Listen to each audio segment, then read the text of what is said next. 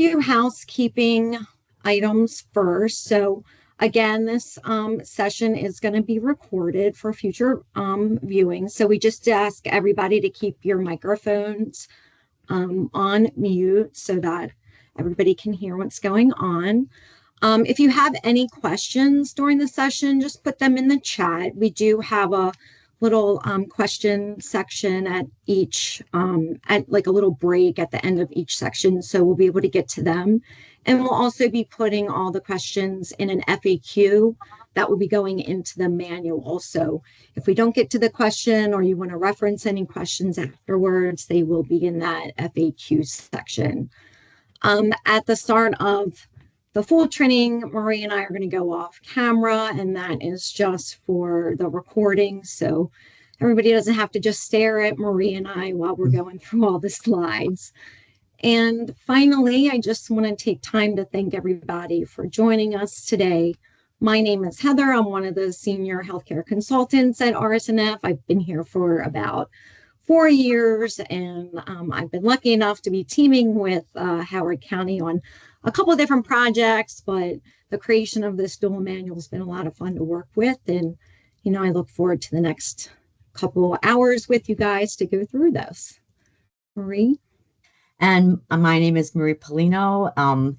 I've been working with RSNF for 5 years, but prior to that, when our company joined RSNF, I've got over 30 years of experience in coding, billing, revenue cycle management, and I've had the great pleasure of working with Howard County in the last couple of years, maximizing their billing and operations. And this doula project has also been very rewarding. All right, so we're going to go ahead and get started.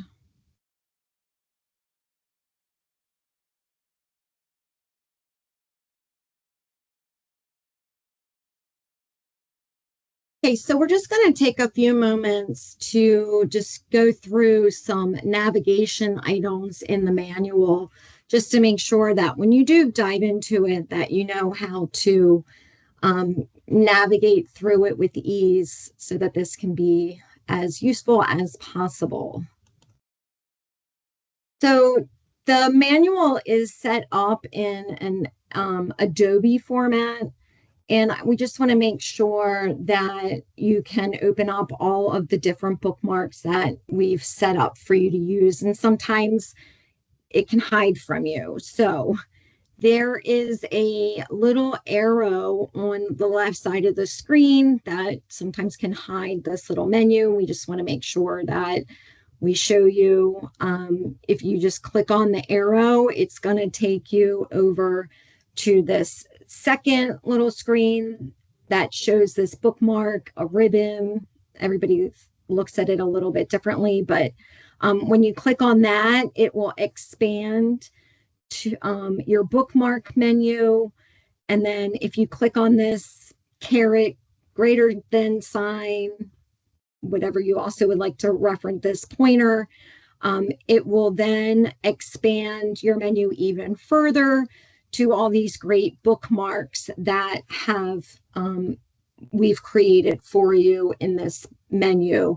And then if you go further and you can click on these sections, it will then take you to each section that we've created for you in the manual. There's another way that you can do exactly what I just told you from your top menu. So if you were just to go to the view and then show, hide, navigation panes, and then bookmarks, it will open that same exact bookmark menu that I just went over. So there's 2 different ways that you can navigate through your menu.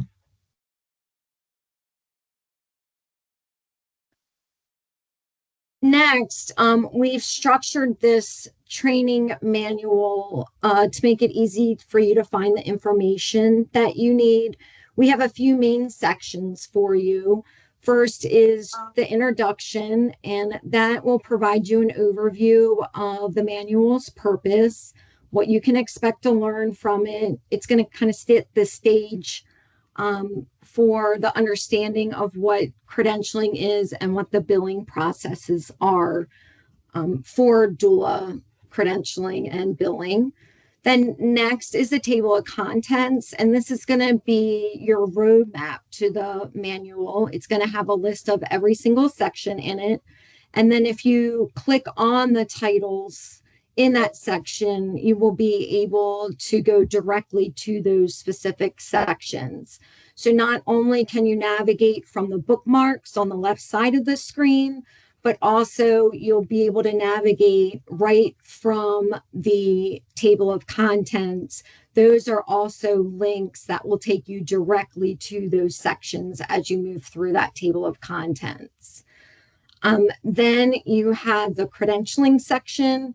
So in this part of the manual, it's going to walk through the steps that are required to become a Maryland Medicaid credentialed doula.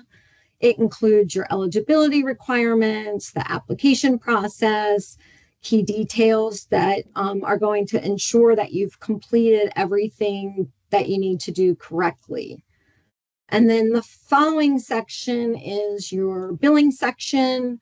And you're probably going to reference this a lot because you're going to be billing throughout your whole doula career. So you want to really make sure that you're looking at this section, and it's going to go over how you submit claims, what codes to use, reimbursement guidelines, your documentation requirements. And this section is going to help you make sure that you get paid accurately and on time. And then finally, at the end, we have an appendix, and this section is going to contain a glossary of terms. We're going to add a frequently asked questions. So any questions that we get asked during this section will be added to that. And we also have some other FAQs that are in there. There's also useful websites that are in that section. So it's just a compilation of information that we think will be useful to you going through this process. Next in the manual navigation is to make this even easier. We've color-coded the manual so that you can quickly identify sections. So all pages related to credentialing are highlighted in orange. So if you're looking for any information about the credentialing process, whether it's eligibility requirements, application steps, just look for the orange section. So that includes the left-hand menu, the bookmarks, the table of contents, and then even the titles of the pages are going to all be in orange. And then for the billing, we use blue title pages. So the same thing. In the left-hand column, in the bookmarks, on the table of contents, and then also the section titles will be in blue. And this just gives you a visual separation for key areas in the manual to help you navigate better. To help guide you through each step in the manual, every section begins with an introduction page. And this page is going to serve as a quick reference to give you an overview of what to expect in that section. Each introduction has a description section. So that's going to give you a brief summary of what the section covers so that you know exactly what information you're going to get in that section. And then there is what the section will review what the section will review, and that's going to outline key tasks or objectives that you should accomplish by the end of that section. So that's just going to help you stay on track throughout, that section of the manual. And then there's key terms that are used, and that's just going to help you understand the language, whether it's relating to credentialing or billing. It's going to give the definitions, and that's just to help you understand what's being used throughout that section and throughout the manual. And then also key websites that are you should be using or that give you extra information to help you navigate through that section. So by looking at that introduction page, it's going to help you better understand and complete that whole section that they're looking at. It's like a roadmap, so to speak, for that section of the manual.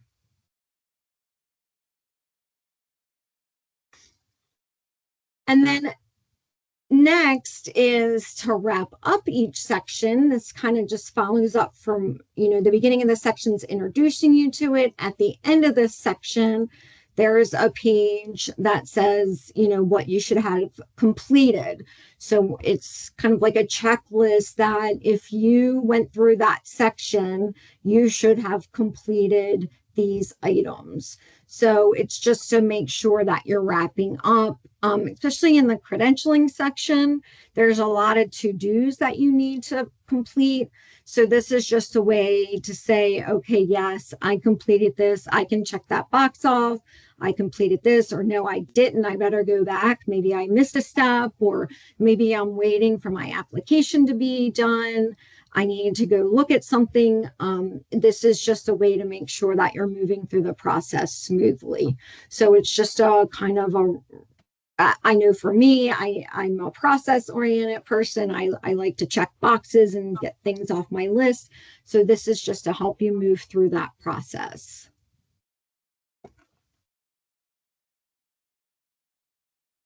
And that's all we have for the navigation. We just wanted to kind of help you understand how this was set up. And we are going to move to the credentialing section. So in this section, we just want to help you kind of essentially understand the requirements and the steps that you need to become a credentialed doula under Maryland Medicaid. So we're going to be supplying you the tools. There's in the manual, there's the more in-depth information, the steps you need to follow, whether it's step-by-step guidelines, screenshots, things like that. We're going to do the overview of it. And this is kind of before you really dive into the nitty gritty of it. We want to kind of provide you an overview of the process and what forms you need to gather or what information you need before you really are going through the whole process of it. So the credentialing workflow, we're going to talk about a few items here. So first is the approved doula certification program. And we're going to dive into each one of these areas a little bit more as we move through the process. But I just want to highlight some areas that we're really going to talk about. So as you know, Maryland Medicaid has approved doula certification programs. You need to make sure that you're consistently checking that list. As you know, it was just updated at, I believe it was like October of last year. They're adding new programs. Prior to that, it was updated in September and then October. So you want to make sure that you're checking the list. We'll go over it, like I said, a little bit more in detail. Your business and practice addresses, we're going to be talking about that. Applying for your SDAT, your tax ID. Moving along here, we're going to be talking about your NPI, your background and fingerprint check, your proof of liability insurance, and then all of this finally gets us to your ePrep enrollment, which you need to do that to get your Maryland Medicaid provider ID number, which is our end goal right here.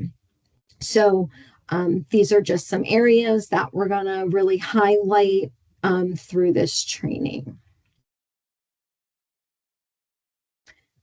What do you need to get started? And again, we're going to go through all of these a little bit more in depth. But like I said just a minute ago, your proof of certification from an approved program. You want to make sure that you always have that in your files, in your hands, that it does come from the Maryland Medicaid list that's on the MDH website. You want to make sure that you have a valid business and practice address. that you have your SSTAT. This is a requirement to have an SSTAT to submit your ePrep application. Your tax ID number or your social security number, your liability insurance, your fingerprinted criminal background check. I supplied the taxonomy code that you'll be using for as a doula, your NPI, and of course the addendum that is supplied to you. It's in the manual, it's on the MDH website as well. So this is just a checklist. You want to make sure that you have all these together. Instead of getting in the ePrep application and constantly trying to look for things, you want to have everything together so that it's as easy and as smooth of process, and you can submit the application once and get an approval instead of having the application come back and have to resubmit multiple times. So your identification log, you're going to be getting a lot of different identification numbers through this process. So we just created a little log. This is just an example. If you have a better way, in your own records to keep something, that's fine. But it is important to keep all of your numbers handy in a safe spot, somewhere that you can refer to them. Marie, later on in the billing section, will get to numbers that you're going to need when you submit your claims. Your NPI number is going to be your best friend. You will get to know that number like your birthday, your social security number. We all have memorized those through our lifetime. And some of these numbers will become that way too. Of course, as you know, when we submit taxes every year, there's numbers that we put on tax forms that you need to know as a business owner. It's the same way. So it's good to have these numbers in a safe spot that you can always refer to and that you're not forgetting or somebody asks you for them and you don't know where they are. So it's just good to have them listed. When you are credentialing, you will be asked all these numbers when you're filling out your ePrep application or your tax ID or even your NPI. These are numbers that you need to submit these applications. So it's good to have them readily available when you're doing this credentialing process. Later down the road, if you are submitting applications with your MCOs, which is your other insurance payers, you're going to need these as well. So it's always good to have them. This is the list of the approved doula certification programs that I was referring to earlier. I know this list on here says September. When they updated the list in October, they did not update the word September on it. They just updated the date on the bottom of the form. This is the most up to date, but this is the website you can also always go to check for the most up to date versions of this to see if they've added. It is important to make sure that your program is on this list, and you will be asked when you submit your doula ePrep application for Maryland Medicaid. You will be asked about your certification. It'll be part of your addendum. It'll be part of your upload that you need to do in your application. So you want to make sure that you have your certification certificate. You want to make sure that it is one of these.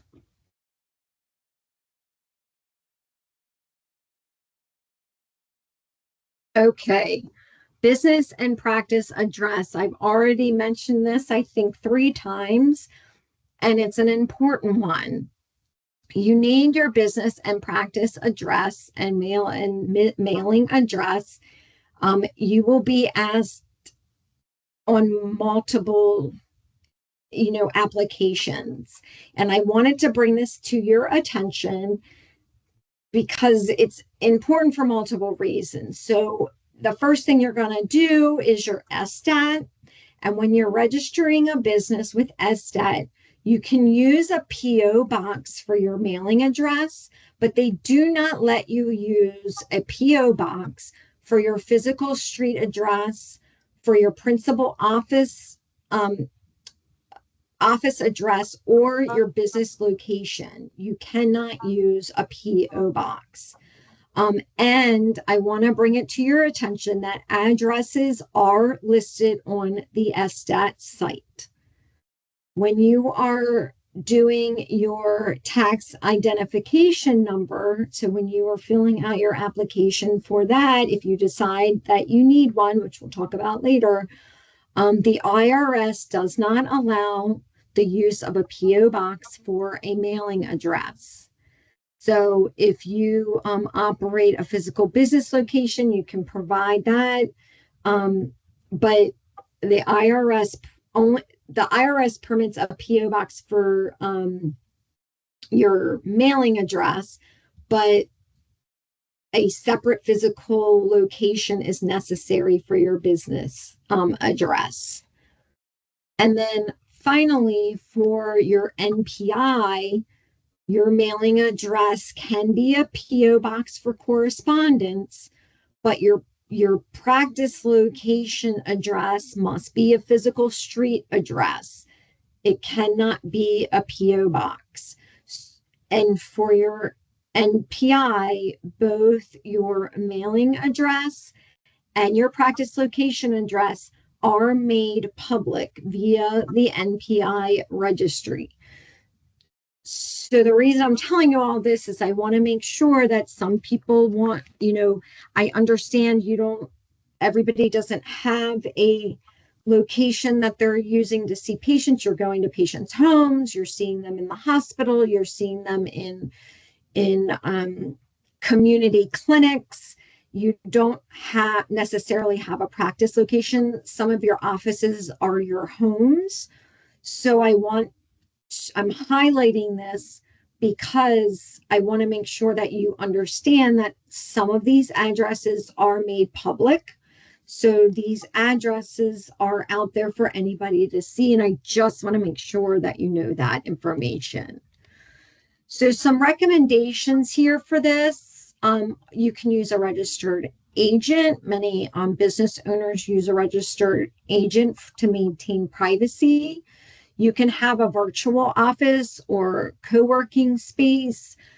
You can use a commercial mailing receiving agency. So there are some UPS store locations out there that will allow you to set up they'll provide you a street address to use for your mailing address. But if you do have to use your home address, we want you to know that it is viewable in multiple, for NPS and SDAT. That's all we're doing is just providing you that information to think about when you're going through these applications and giving you some recommendations of ways around it if you have to use this. Or I'm sorry, have to use your home address.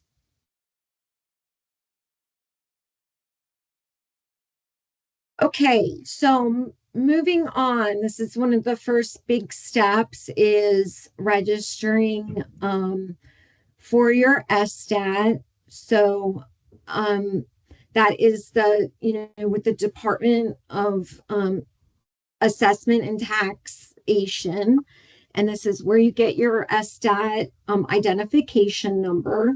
So you'll need to register for doula business through the Maryland Business Express. This allows you to complete your registration online. And once your registration is approved, you will receive your SDAT number from the Maryland State Department of Assessments and Taxation. So SDAT is the State Department of Assessment and Taxation. It's important to know that your SDAT number is distinctly different from your federal EIN number, and it serves as Maryland's unique identifier for your business.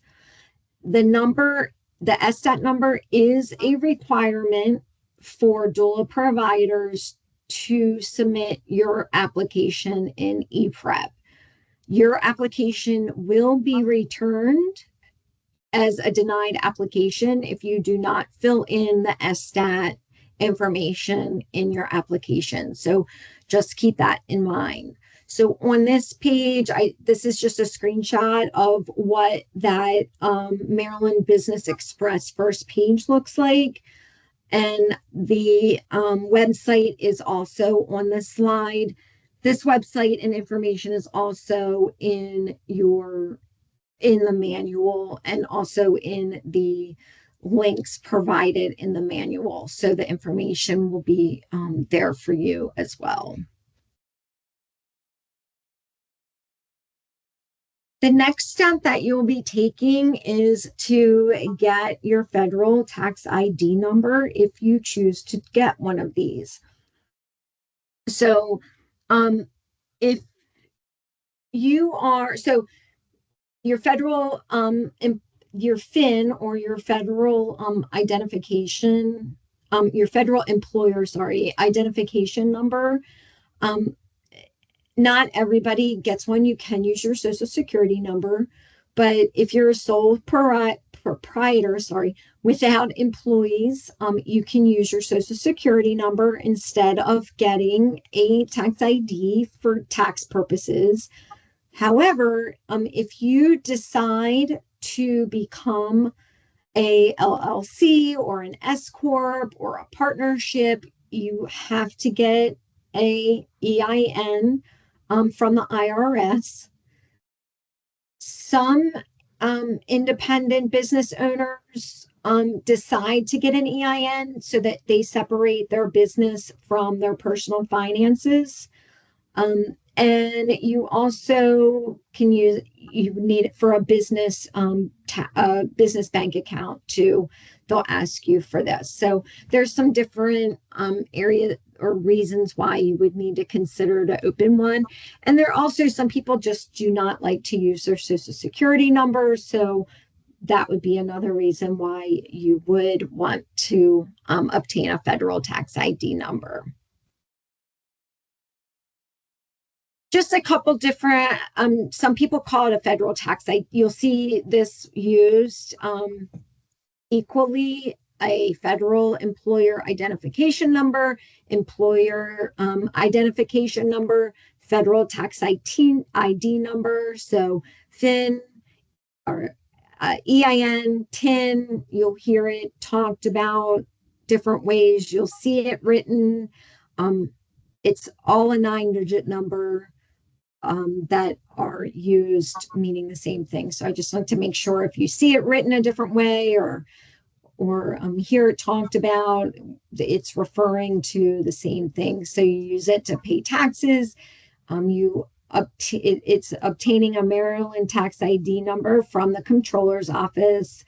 You use it to open a business bank account. You need it if you're hiring employees under you. There are a couple websites here that you can go to get more information and also to obtain that number. So again, it's up to you.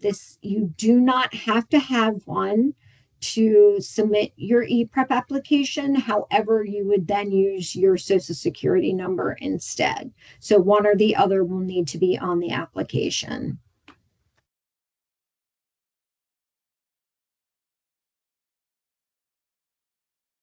Your NPI. So your NPI is a 10-digit identification number. It's used for healthcare transactions, such as like submitting your claims, receiving your payments from Medicaid or other health plans. Every provider must have an NPI number to bill for services. So when you are applying for your NPI, again, keep in mind that your business and practice addresses will be publicly listed in the NPI registry. So it's important that, you're using proper addresses that the system is allowing for. You must have your federal ID number or your social security number when you're filling out the application, and your SSTAT number are both required when you are completing your application.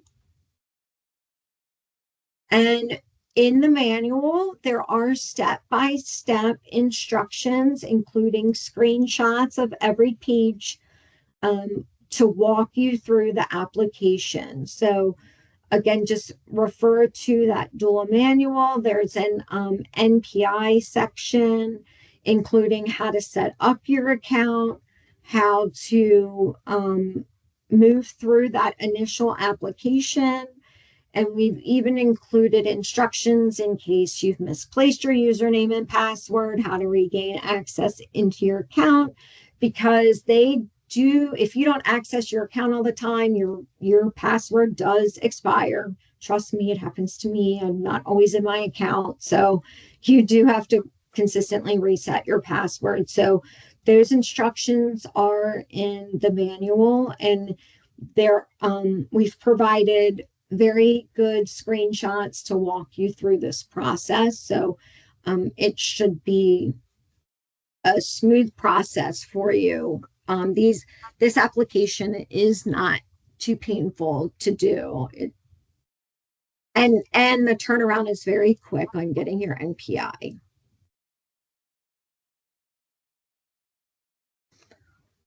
Fingerprint and background check. So as part of Medicaid's provider enrollment process, doulas are required by law to complete a fingerprint supported background check. So this is a must-have step for the safety of this healthcare service. So the fingerprinting is required. So this means your background check will be processed through what's called the Criminal Justice Information System Central Repository. So it's the CJIS.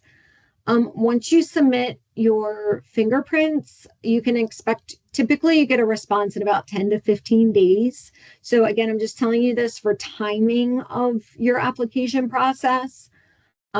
While you're not going to have to upload this into your ePrep application. However, there is a question that you have to attest that you have this on the addendum that you're going to upload into the ePrep.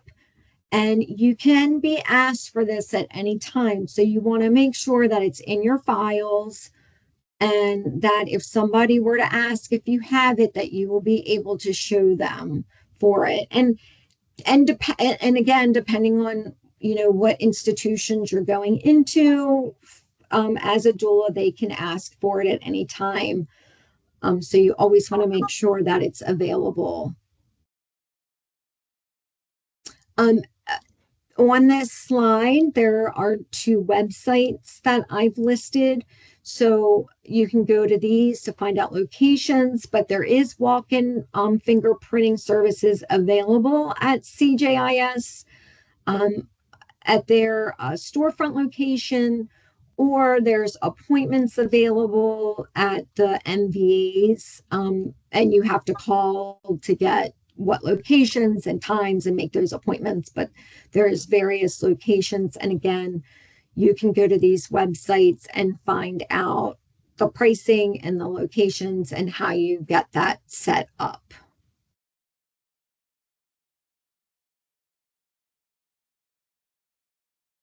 Proof of liability. So your liability insurance is important because the insurance protects you and your business against financial loss, expenses associated with claims for bodily injury. It could be property damage, reputation, false or misleading advertising claims. There's a list of things that your liability protects you from. And it's also if the insurance company will defend you against covered claims that are out-of-pocket costs to you. If you actually are found responsible, the insurer will cover at least part, if not all, of the damages owed. Um, if you decide to credential with the MCOs, and eventually we don't know how things are going to go, but as of now, starting in January of 2026, you want to see what they are requiring for the level of liability insurance. Right at this time, it's typically 1 million per incident and 3 million aggregate, but you need to check and make sure with the MCOs what they want. It changes. Um, Medicaid requires doulas to carry liability insurance, clearly for protection against related to service provisions. When you're completing the Medicaid application addendum, again, there's a checkbox that you have to attest that you have liability insurance. You do not need to upload it into the application, but you need to be able to prove that you have it if asked. So there is a website on this slide that will give you more information. You can visit the Maryland Insurance Administration for more information on providers and policy options. I have the website here. It's also in the websites that are listed in the manual for to help you with that. And finally, we have ePrep, the Medicaid enrollment. So ePrep stands for Electronic Provider Revalidation and Enrollment Portal. This is the only way to enroll as a Medicaid provider in Maryland. This system allows you to submit and track your applications, update your provider information, and then complete revalidations every 5 years. You must complete all those steps that we just went over. So you must have your SSTAT, have your federal tax ID number if you're going to get one, have your NPI, have your fingerprints, have your liability, and then you can come and you can fill out your Medicaid application form. So as of now, until December 31st, you do not need to contract with any MCOs. You only need to contract with, once you contract with Maryland Medicaid, all the MCOs are covered and will be paying. I just wanted to discuss where you can find all this information. In the manual, if you go to section 6 in the manual, that is Medicaid credentialing. And this section will provide you step-by-step guide on how you can create your Medicaid account, and then how you complete your Medicaid enrollment. So I have in a box here the doula individual new enrollment workflow. This will give you actual step-by-step walkthrough on how to complete that enrollment with screenshots, and I'll show you that in a minute. It also includes the addendum that you need to fill out, so you can open that up, fill it out, and put it in your application. And I just have a few screenshots right here. This is what those step-by-step guidelines show. So it will have step 1, point and click here. Step 2, you're going to click here next, and this is how you will go through the entire application. It will tell you what to put where, and then move to the next page and how to fill that page out. It is a very, very helpful guide of how to get through this. And then I just wanted to just go over very quickly the MCOs. So these are the managed care organizations, and they coordinate the care for most of the Medicaid recipients enrolled in Maryland Health Choice Program. So a vast majority of people receiving doula services will belong to an MCO, meaning that you'll often be working with these organizations when you're providing care. Currently, there are 9 MCOs in Maryland, and each of those are responsible for managing the healthcare services of these members. Um, as of this moment, beginning January 1st, 2026, doulas will be required to contract with the MCOs to receive payment for these services, for services rendered through the through these. Sorry, just got tongue tied. Through these MCOs in Maryland. So we'll see if that stands or not. But as of now, you do not for the rest of this year. So understanding how these MCOs operate will definitely help you navigate. Each one of them has a different way that you credential with them. The first step is to become a Maryland Medicaid provider, though. So you are on the way of doing your first step to be able to bill for them. So that is going to wrap up this first section. So I don't, go ahead, Marie. No, I'm sorry. Thank you, Heather. So I don't think I've seen any questions come through. There was one in the chat about getting a virtual address, but I think you did address that on one of the slides. So okay. If Kalicia's question was answered. If anybody else has any questions, they can unmute themselves. Go ahead, Kalicia. No, I was just saying it's key letter. Okay. That was my only question. Okay, thank you.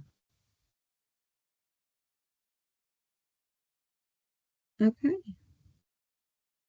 Okay, then we can probably move on to the next slide and start talking about billing.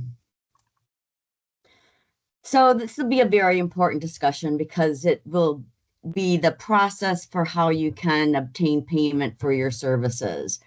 And it's part of the medical billing process, which is a very unique process that employs specific codes and very specific formats to create a bill, to send it into a payer. But luckily, you have just a very limited number of codes, so it will not be as complicated as other medical billing processes. So it shouldn't be too daunting. And so let's dive in. Next slide. So in this section, we're going to do an overview of the billing process and the revenue cycle. The revenue cycle is what we call the medical billing, like the business process, how you see patients, how you have to financially clear them. It's a cycle that starts from meeting a patient to putting money in the bank, and to making sure that everything's gotten paid. Going to review the program benefits, some of the criteria that has to be met, what they allow. We're going to review documentation. You have to keep records of your services. You have to document the services that you provide, and there should be standards to adhere to relative to your documentation. We're going to cover the verification of Medicaid coverage for the patients and recipients. We're going to talk about creating an account to bill Medicaid directly through their portal, the electronic environment, which is going to be the most simplest way for you to do billing if you don't work with somebody that can do billing for you with a larger system. But the Medicaid portal is simple, it's very direct, and it's very responsive. Once you put in a charge, you'll get your payment the very next week. And then we're going to talk about actually completing the claims. And then if you do paper claim completion, We're going to walk through that process and then just monitoring how you're going to get paid. So those are the sections that we'll be talking about. Next slide. So the revenue cycle, it starts with scheduling a patient or pre-registration.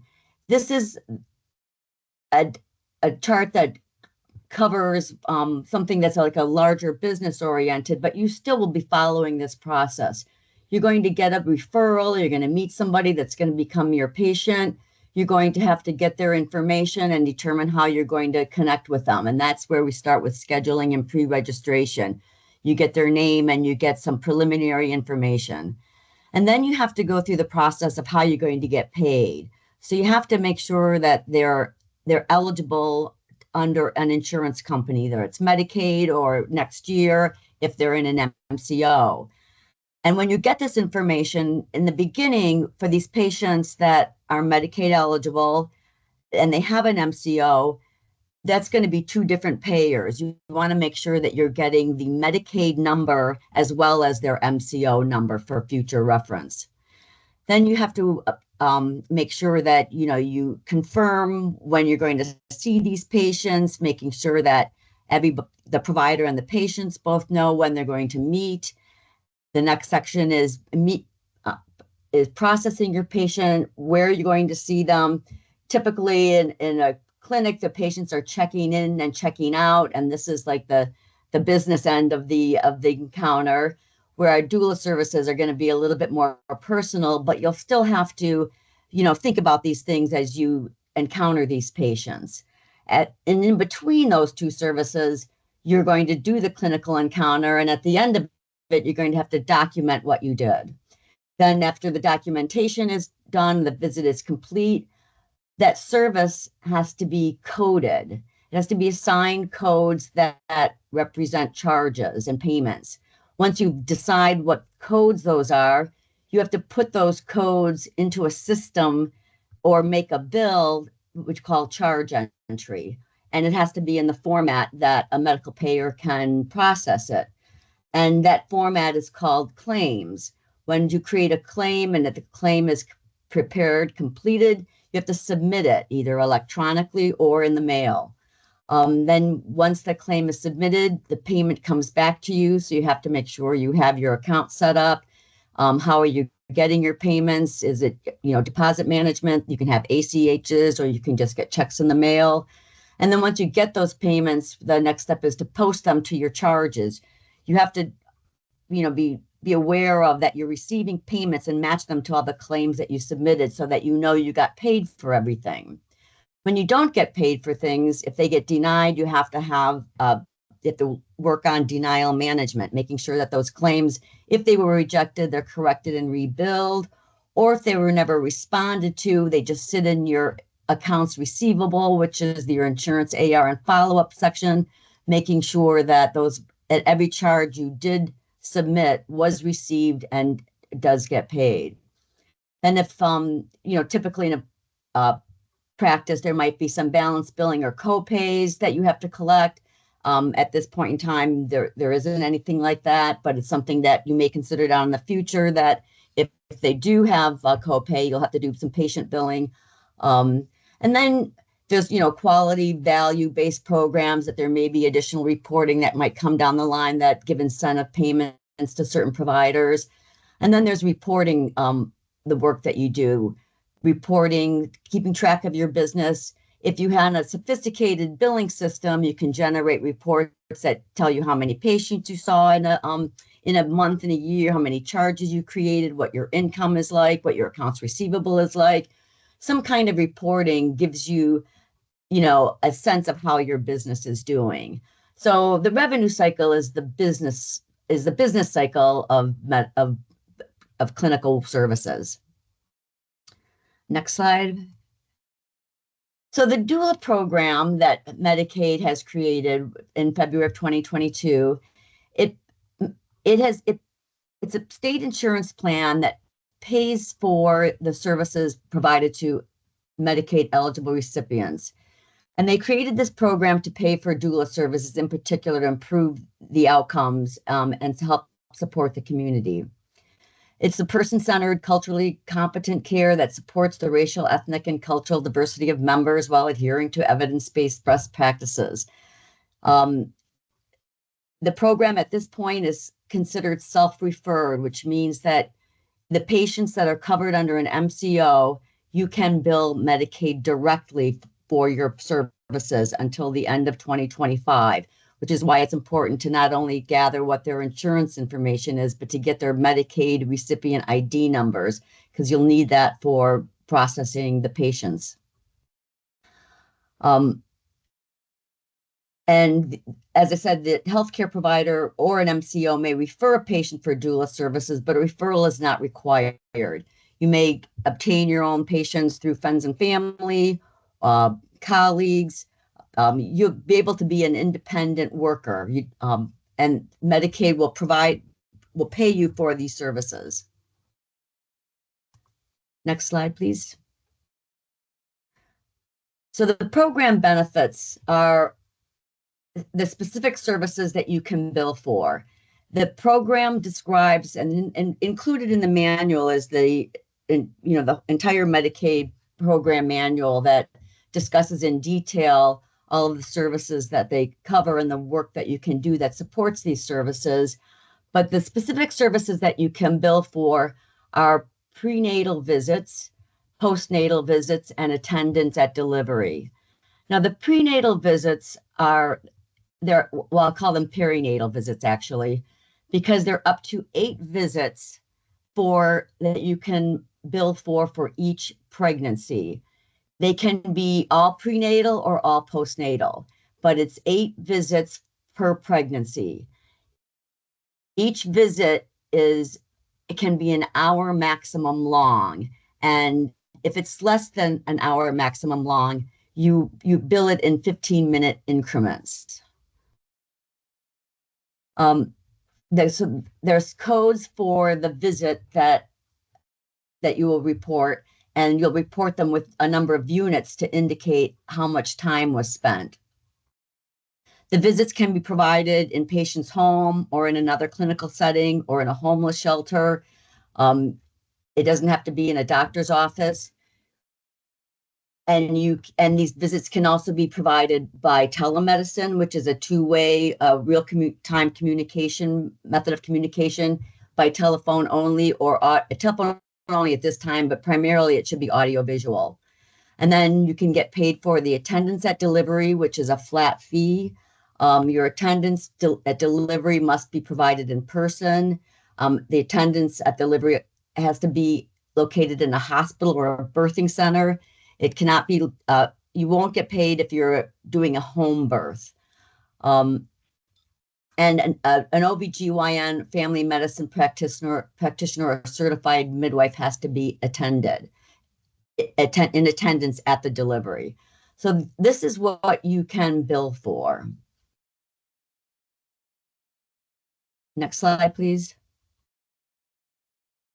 So coding the services. So as I mentioned, you have to, assign codes to your services. So these codes that Medicaid has assigned reimbursement to, in the manual, they call them CPT codes, but they're actually not CPT codes, but they are the codes that you would bill to obtain payment for. They're actually HCPCS codes. I just want you to understand that if you look in the CPT book, these codes aren't there. And that as things change down the next year, when an MCO, which is going to be a commercial payer that may process claims, they might not take these exact definitions because it's a different system. But Medicaid at this time has taken the code T1032, which just means doula services and childbirth worker services.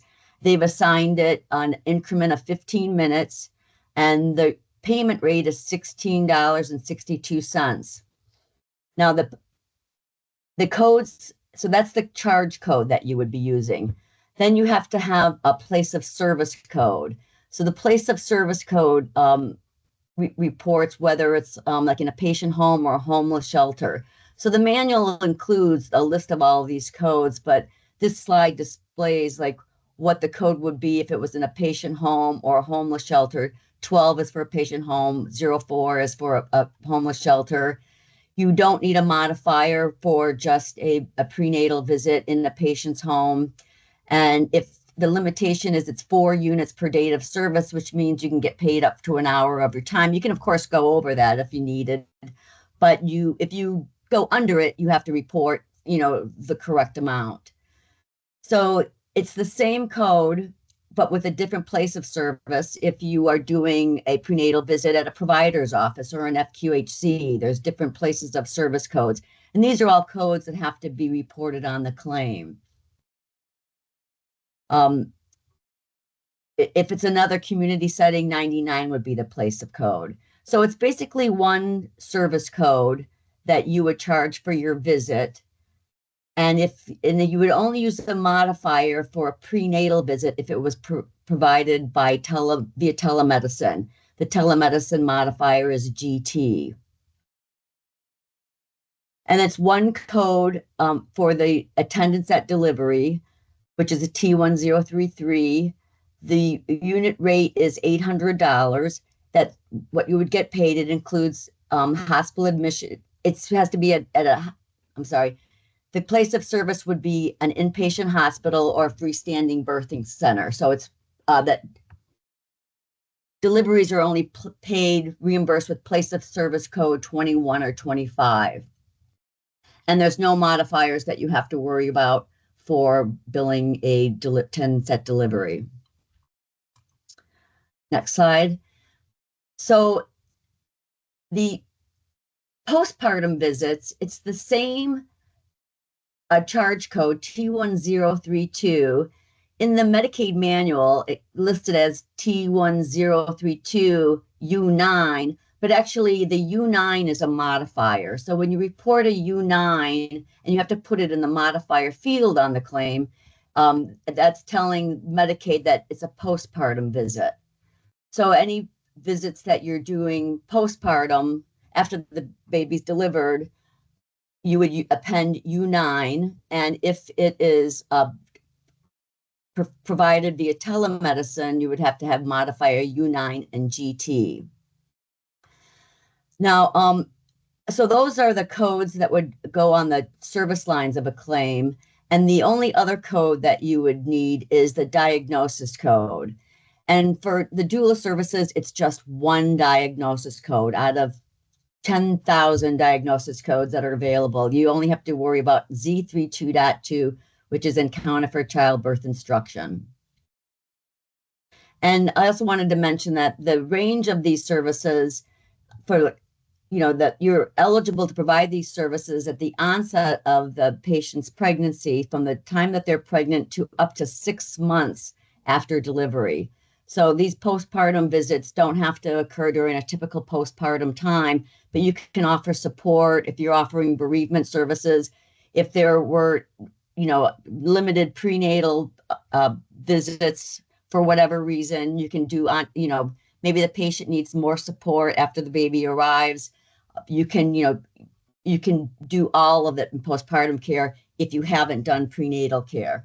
So there's basically, you can bill for 8 dates of service, either prepartum, postpartum, a combination of both. For each date, you can go up to a maximum of 4 units, bill for 4 15-minute increments, and then bill for the delivery. Next slide.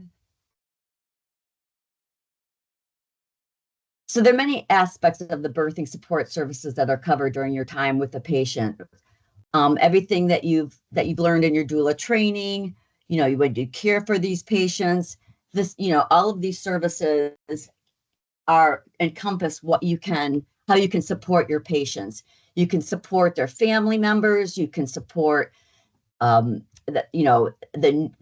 baby when it comes, whatever they need education and support for, coping skills, access to the community. If you are engaging them to help them obtain community support services, these are all services that the Medicaid program acknowledges as helpful, medically necessary, and they will reimburse you for your time.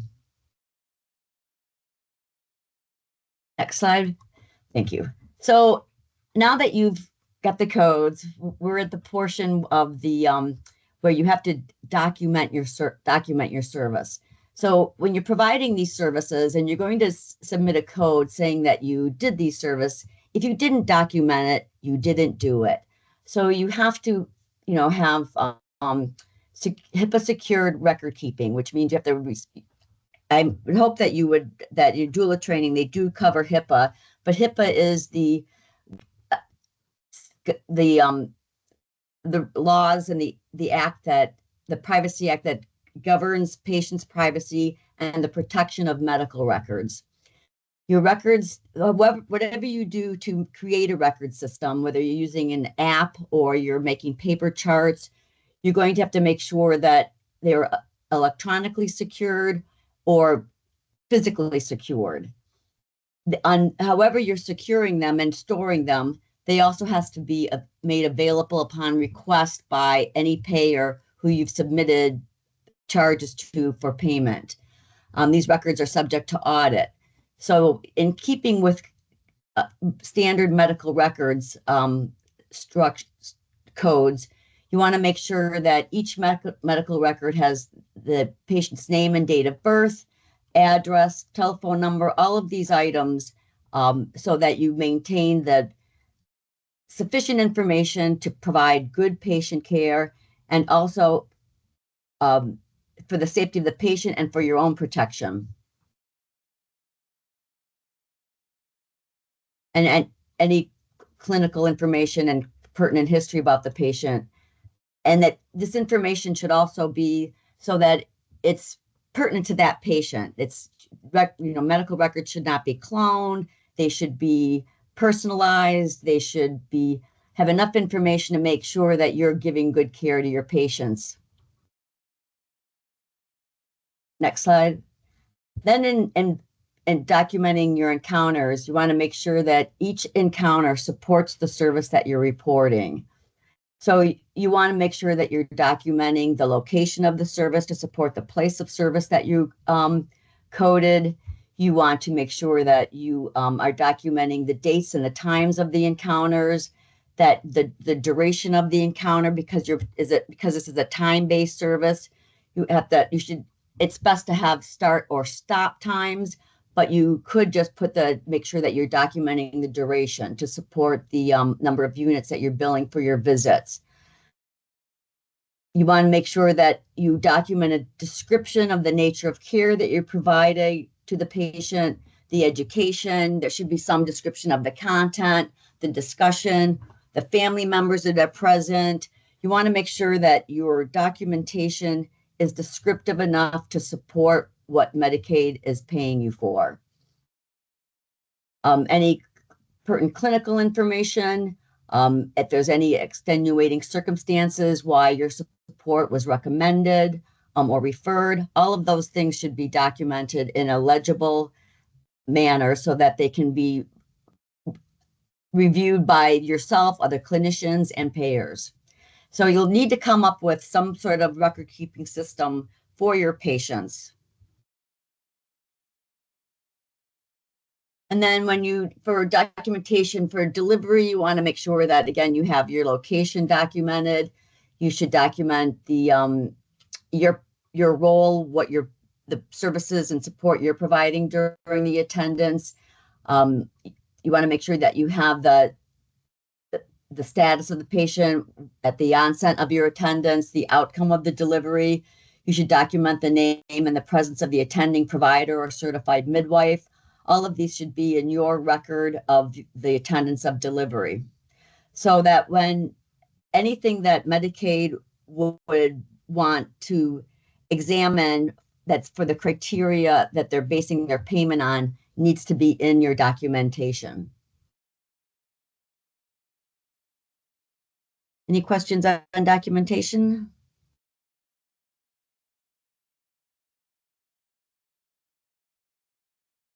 Okay, let's get into e-Medicaid. So e-Medicaid is the secure online portal, and it's that they have created for you to obtain everything you need to know about Medicaid patients pretty much. They have the Medicaid guides on this in this portal, and this is where you will verify the eligibility of your patient's Medicaid coverage. You can submit claims through e-Medicaid. You will find out information about your payments. You will view remittance. You can check your claim status. You can submit corrected claims or claim adjustments, and you can view the user guides. So this is all in one place called e-Medicaid. And the first thing you have to do for e-Medicaid is register. Now, this will be separate from your ePrep registration. So you'll need your Medicaid provider number, and the manual includes step-by-step instructions on the registration process, and a list of everything that you'll need to get started. So in this is the link to do your e-Medicaid registration. Once you have your provider number, you'll go to this link and you'll be at step number 2. And I've circled this little yellow go button because that is how you actually advance into the system. Oh, I'm sorry, could you advance to the next slide? Thanks. This is this is what the sign-in page for the e-Medicaid services looks like. But first you have to register. And the registration button is step 2. And besides the manual that we've created, which has all of this documentation in it, you can also reference it as needed online while you're about to register or at any time if you need extra assistance. So once you log into this sign, to go to the next slide, please. You'll complete your registration. So you'll just complete this form, and with all the information that it asks, and navigate through the prompts till you get to the password section. You'll be making yourself the administrator. So put yourself in as the administrator, as well as your personal information and your provider information.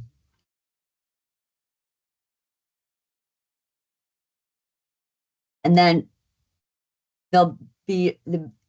once you've confirmed through there, again, in the manual, there's additional information of completing this process.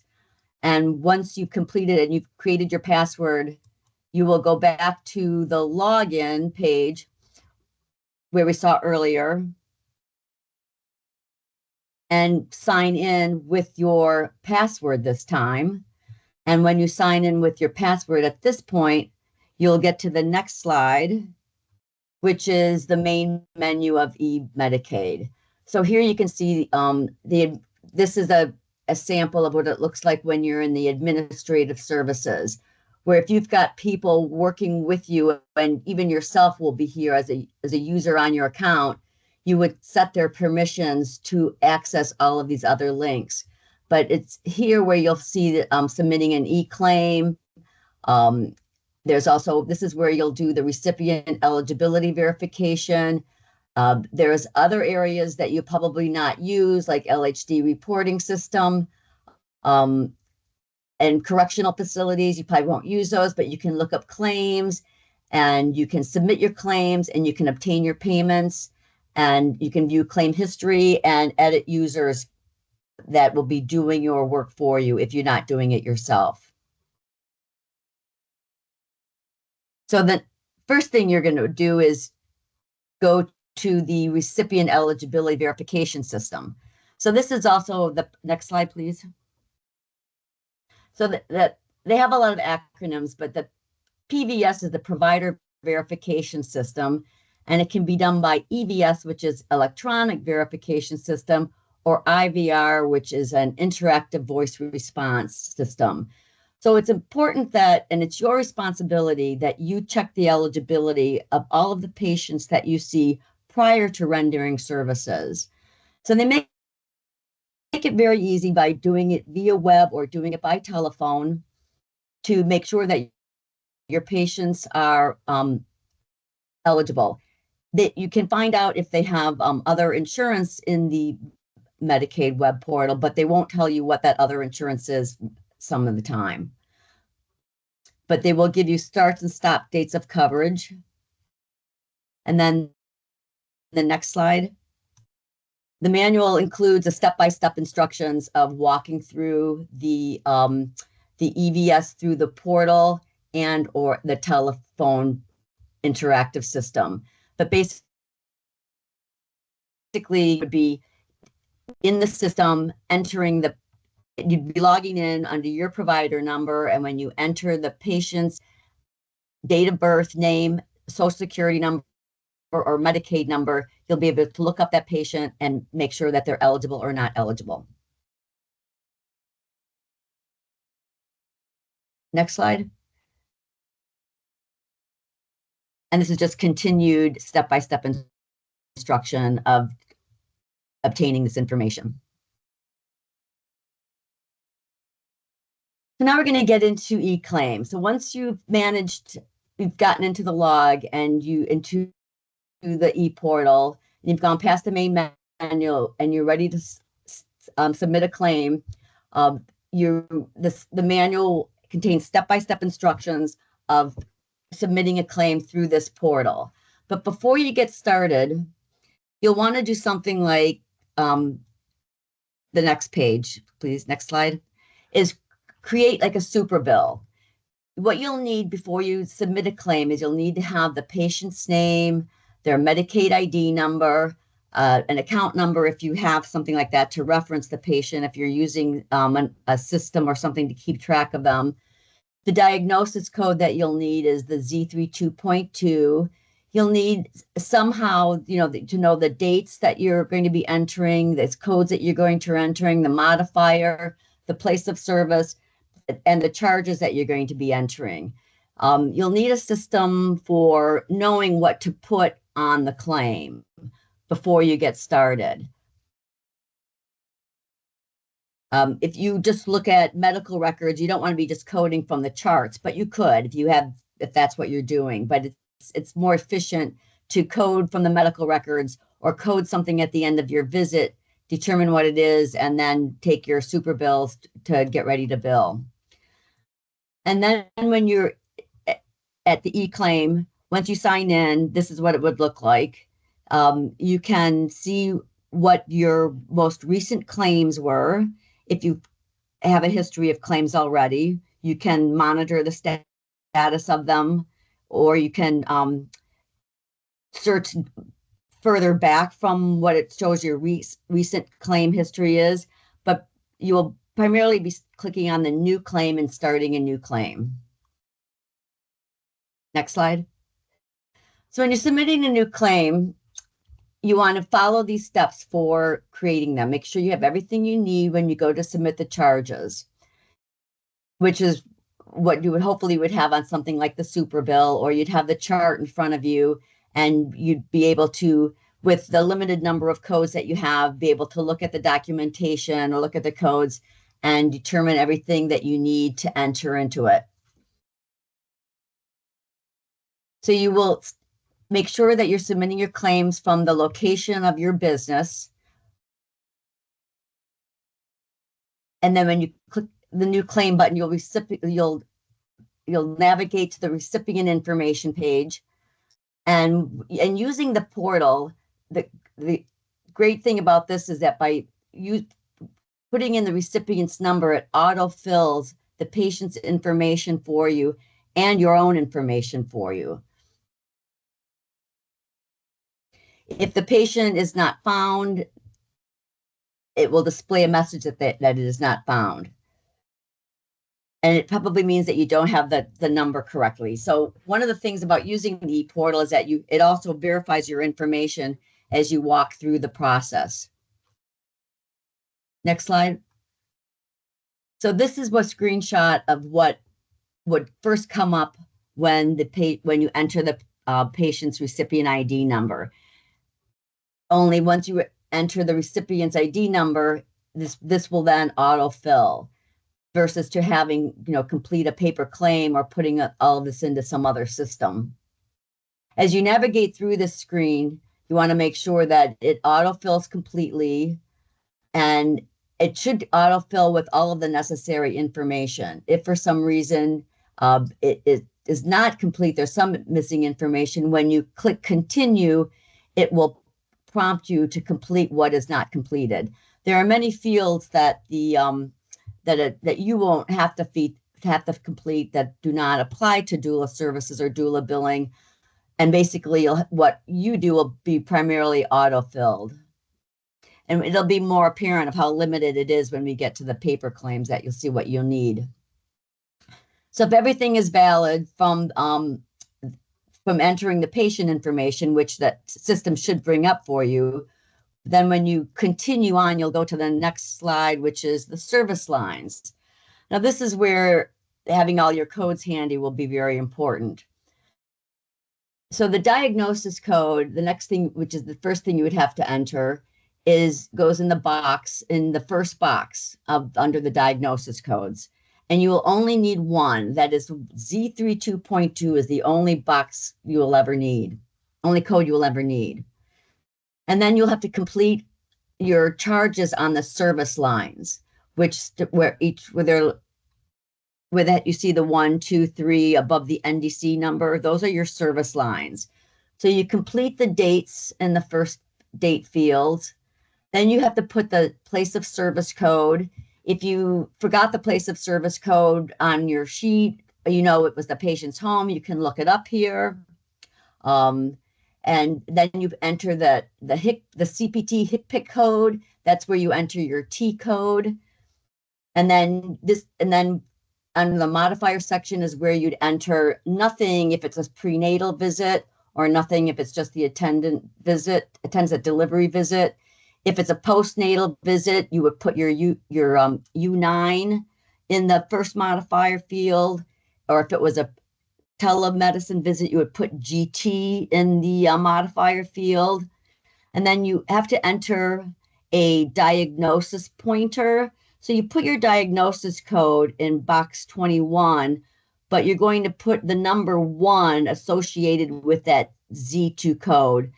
If you had 2 diagnosis codes, which you'll never had, you would put 1 and 2, but for your purposes, you would just only have to enter 1.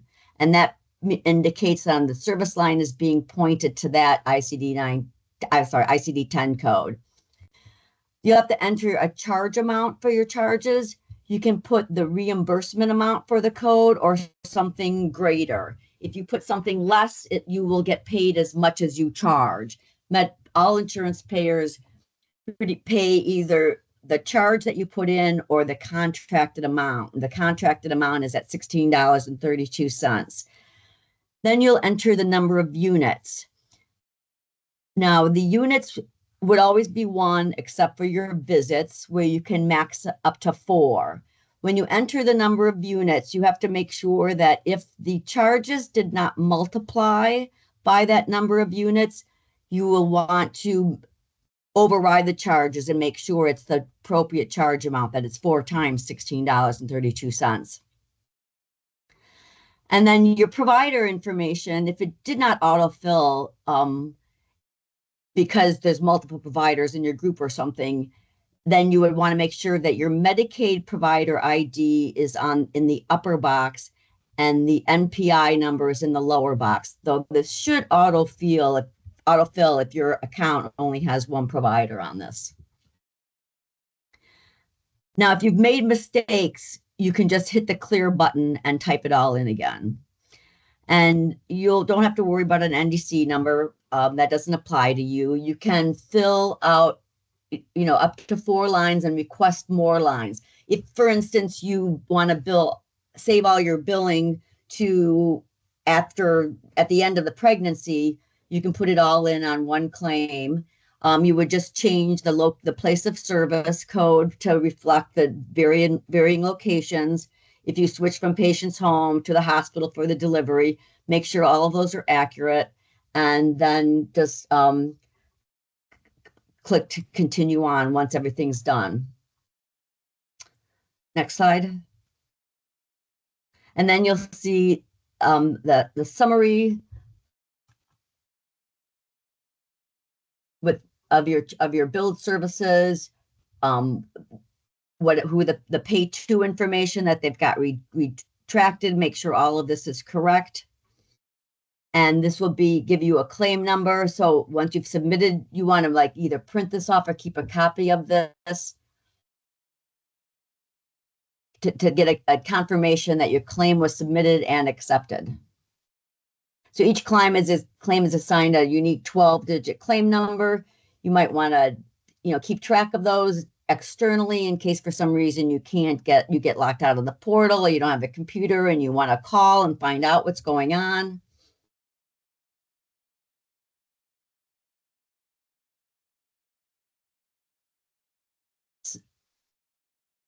Next slide, please. And then so once you've submitted claims, you can go back and you can view your claims. You can, in this portal, you can see the charges that you've submitted. You can check their status. Navigating through this portal is very easy, and you'll see all of your business in one place while you're doing Medicaid, and if you're only doing Medicaid. After this year, when you're billing MCOs, you may enroll in other portals or use another billing system to submit claims, but this is the eMedicaid portal system. Next system, and as I said, it's very timely. So once you submit a claim, it cannot be modified. The response time is very quick, though. If you get a rejection, you'll want to analyze what the reason for it is and follow the steps to correct it. Your payments should be received, anything that is processed by Medicaid by 1 p.m. on a Thursday. You'll get a payment response on the next Monday, and it'll show the EOB. The EOB will show you the payment amount, and once you get the EOB, you'll have to look for the payment, however you signed up for payments. And on the EOB, you'll see the disposition of all the claims that are paid on those, and who the patients are, and what charges they're paying. So that's submitting claims in the Medicaid portal. If for some reason you don't do that, you can complete paper claims. And the next slide is a sample, is what the HCFA is. Now, this is the standard medical claim, HCFA 1500. All medical bills to all payers are submitted using this form. And this is the paper form. And as you can see, this is a completed claim for a doula services, and very limited. There's many, many boxes, but very limited of them, a limited amount of them are completed. For Medicaid, you just indicate that it's Medicaid. You have the patient information, which if you're billing on paper, you would have to type these in, or every time you complete the claim, which is what makes the e-portal much more efficient. You would enter, and in the manual, we give you step-by-step instructions for all of these boxes pretty much, but you can only have to go to the diagnosis codes after you've completed the patient information, and then the service lines. It's important that you have the patient's Medicaid ID number, not in the box in the upper right-hand corner where it says insured's ID number, but they want it on box 9A underneath the patient's name and information.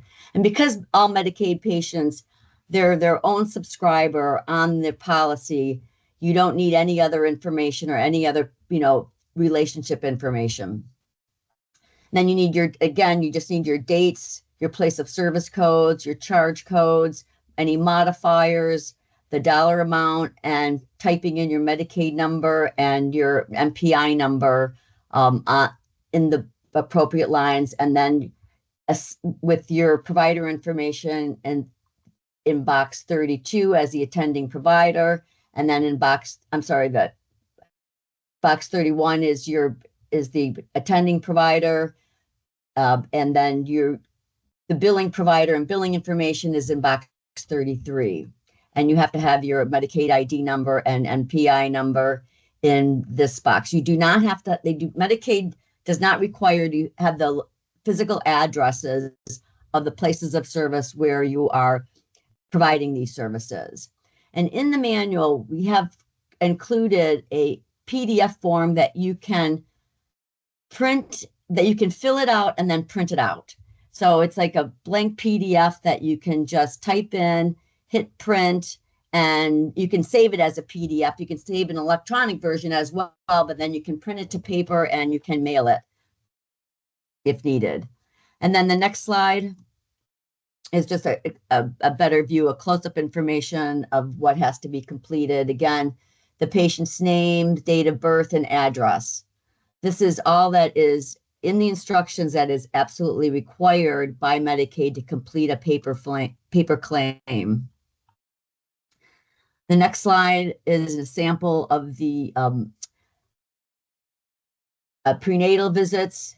These are 2 prenatal visits billed on 2 days of service that were located in the patient's home. You can see by the place of service code is 12.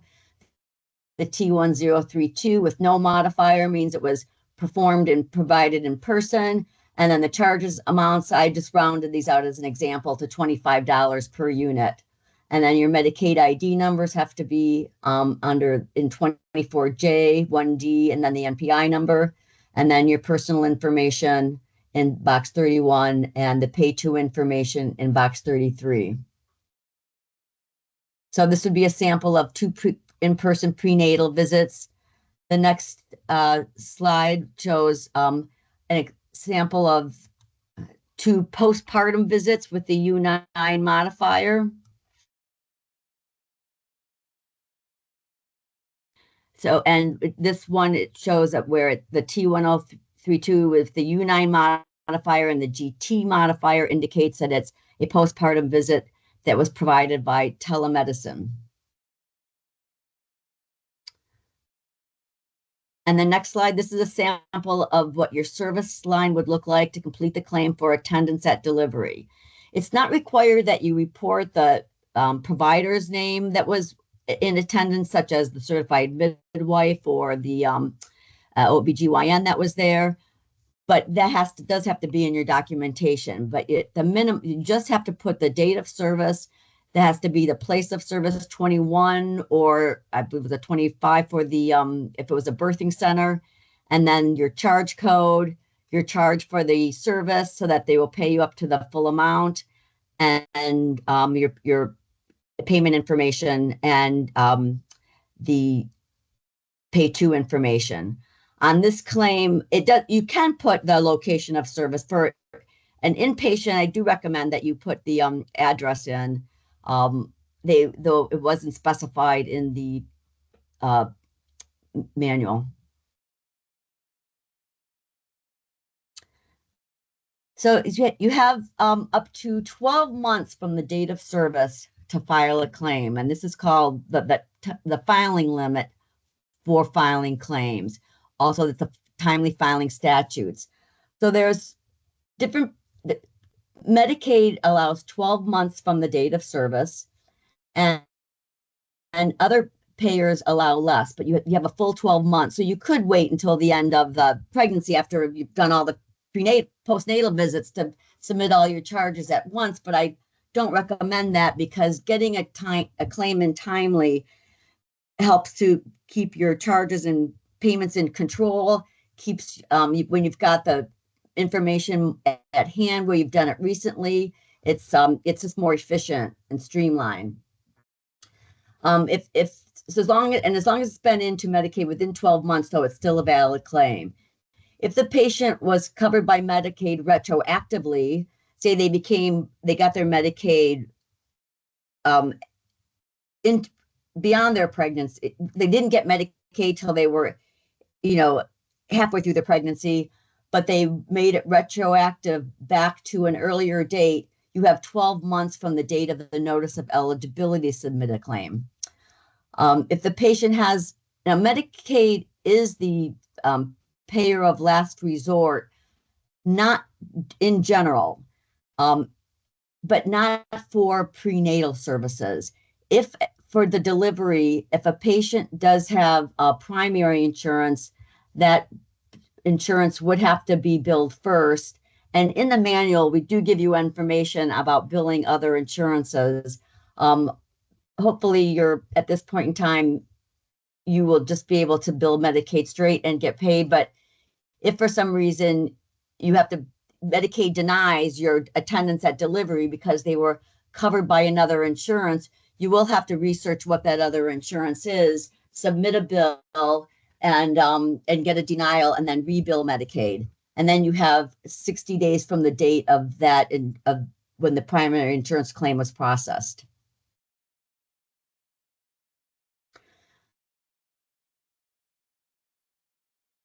Paper claims would be submitted once they're received, and that means physically received and opened and entered into the system. They are processed on a weekly basis. Then payments are issued either by mailing checks to the provider's pay-to address or paid via electronic funds. So you can get an electronic fund transfer, which would be a payment directly into your bank account. The manual includes information on how to go about setting that up. It is highly recommended that you do set up electronic funds because it is much more secure, and it gets your payment faster. You don't have to worry about lost or damaged checks. And once you go to the MCOs, if you're using EFTs, they process their remittances more efficiently if you also have an electronic funds transfer.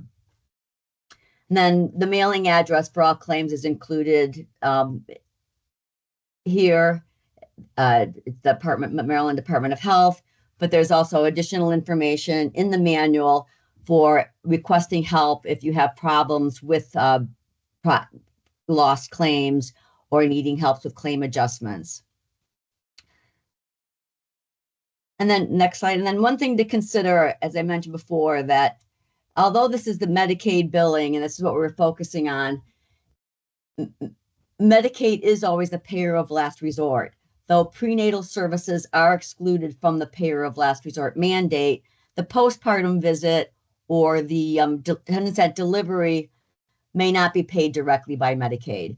So this means that if you get a denial for that reason, you will have to research what that insurance is, obtain that insurance information, and submit a claim. If you're not participating with that insurance or registered, you can, contact that insurance and go to their website and submit a non-par claim, or just mail one of those, HCFAs that are fill and print with the insurance company's address on it, mail it in. As long as you get a denial for whatever reason, then Medicaid will pay it. If they happen to pay you, then you would report what they paid to you and bill Medicaid for the balance. But those are other issues to consider as you build your practice, as you start billing additional insurance companies beyond Medicaid. That will be helpful for you to know this information. And so when you're seeing your patients and you're getting their Medicaid information, always inquire if they do have other insurance, because it isn't going to impact your reimbursement from Medicaid. So that wraps up the billing section. If we have any questions on billing. So we have one about, could you repeat the purpose of the transaction certification? The confirmation page? That's what I'm thinking that it's Yeah. talking about. When you, after you submit your claim, you'll land on a page that has your it'll show that your claim was submitted, and it's confirmation that it was received. So you'll want to make sure that once you have that, Medicaid has accepted that into their system to adjudicate it. It's proof that you did submit a clean claim for the most part. They may adjudicate it and deny it for some other reason, but you did everything correctly for them to get it. And one of the things that happens with mail claims, and you can mail a claim and an insurance company can say, well, we never got it. And then, 12 months goes by and you don't have any recourse. So that sub transaction certification also shows that you submitted it in a timely frame.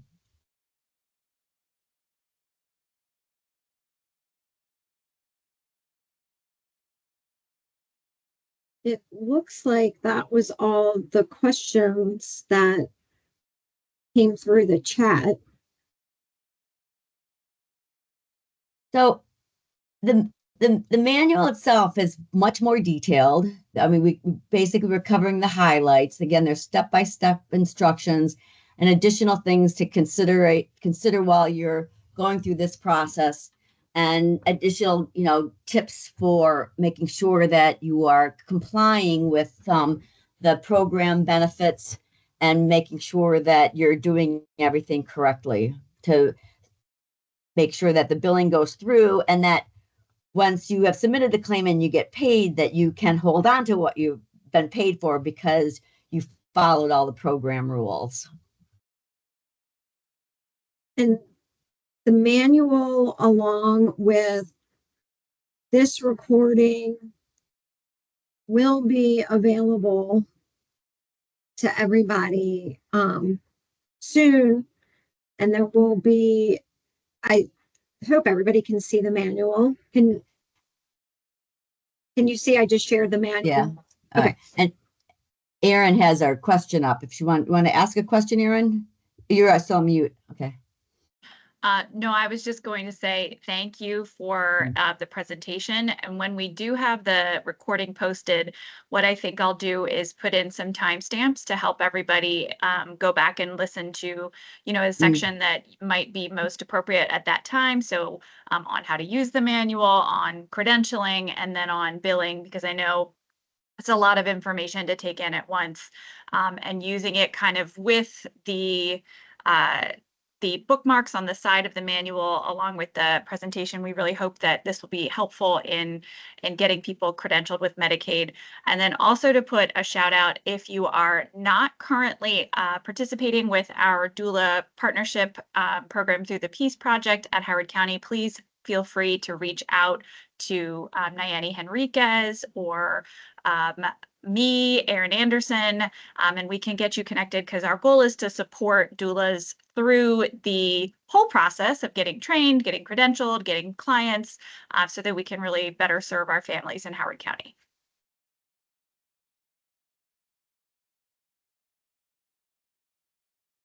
Well, if nobody has any other questions, we want to thank you for, 2 hours is a lot of time, but this is a lot of information. And, I really want to thank you for spending your afternoon with us. We've enjoyed putting this together. We've learned a lot, I will say that, in a lot of different ways. But, thank you. Thanks so much for everyone for attending today. I really appreciate it. Thank you. And thank you to RSNF. Yeah, have a great afternoon, everybody. Thank you. Goodbye.